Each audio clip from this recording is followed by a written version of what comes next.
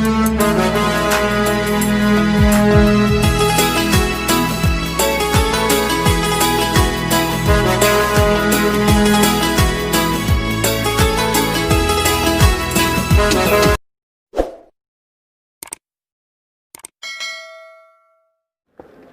गुरुदेव विद्यार्थी मित्रों, वर्तमान समय में हर एक व्यक्ति समस्या से जूझ रहा है। वो व्यक्तिगत हो, सामाजिक हो या पारिवारिक हो, उसमें उसको हंसने का कोई अवसर या समय प्राप्त नहीं होता। तो अगर हमें कहीं मौका मिलता है हंसने का तो बिना गवाए हंस लेना चाहिए। तो कक्षा 8 में हम 8वां प्रकरण, जिसका नाम है हंसना मना है, पढ़ेंगे। चुटकुले हास्य एवं व्यंग्य विनोद का सशक्त माध्यम है। चुटकुले का प्रमुख गुण ये होता है कि उनका स्वरूप छोटा और संवाद छोटे छोटे होते हैं। चुटकुले पढ़ने और सुनने से हमारा तनाव दूर होता है। इस दृष्टि से चुटकुले तनाव दूर करने का सशक्त माध्यम है। तो शुरू करते हैं। पहला चुटकुला। अब चूहा जो है, वो चूहा एक बार हाथी के पास पहुंचता है और हाथी से कहता है, हाथी दादा, क्या आप मुझे आपकी लुंगी 2 दिन के लिए दोगे? चूहा हाथी से ये कहता है। तो चूहे की बात सुनकर हाथी चूहे से प्रश्न करता है, तुम उसका क्या करोगे? तो चूहा कहता है, मेरे बेटे की शादी है, उसमें तंबू लगाना है। आई हंसी? अरे हंसो यार। दूसरा चुटकुला है।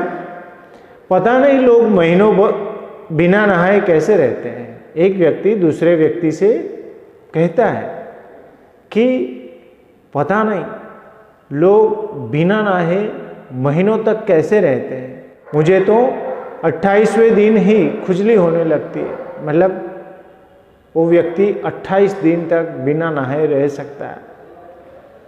तीसरा चुटकुला है।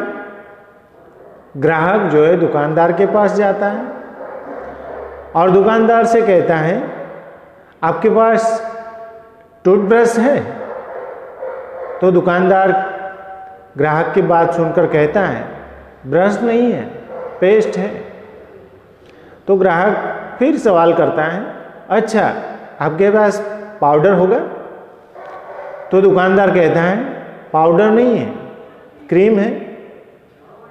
तो ग्राहक दुकानदार से फिर प्रश्न करता है, क्रीम नहीं चाहिए, टॉर्च चाहिए, टॉर्च मिलेगी? तो दुकानदार कहता है, वह तो कल ही खत्म हो गई, मोमबत्ती है। तो ग्राहक कहता है, खैर ताला तो होना ही चाहिए, मतलब आपके पास ताला तो होगा ही। दुकानदार कहता है दूँ? तो ग्राहक कहता है, जी नहीं, उसे अपनी दुकान पर लगाकर आप घर पर आराम कीजिए। जब आपके पास कोई वस्तु नहीं है तो ताला लगा दो और घर पे जाके आराम करो। चुन्नू और मुन्नू दोनों बातें कर रहे हैं और चुन्नू मुन्नू से कहता है, ज़्यादा बारिश होती है वहाँ क्या पाया जाता है? और मुन्नू कहता है, छाता। 5वां चुटकुला है। 3 दोस्त आपस में गपशप कर रहे थे। प्रश्न हुआ कि किसी दिन सोकर उठने पर हमको ये पता चले कि हम लखपति बन गए हैं तो हम क्या करेंगे? देखो कैसी कैसी बातें हो रही हैं। 3 दोस्त हैं, आपस में बातें कर रहे हैं, गपशप लगा रहे हैं और प्रश्न करते हैं कि किसी दिन हम सोकर उठे और पता चले कि हम लखपति हो गए हैं तो हम क्या करेंगे? तो पहला दोस्त कहता है, हम तो सीधे ही पेरिस में जाएंगे और खूब मज़े करेंगे। तो दूसरा दोस्त कहता है, मैं किसी लाभप्रद कारोबार में रुपया लगाऊंगा। और तीसरा दोस्त ज़बरदस्त बात करता है, मैं तो फिर सोने की कोशिश करूंगा और तब तक सोता रहूंगा जब तक करोड़पति न बन जाऊं। छठा चुटकुला है, भूत, वर्तमान और भविष्य से तुम क्या समझते हो?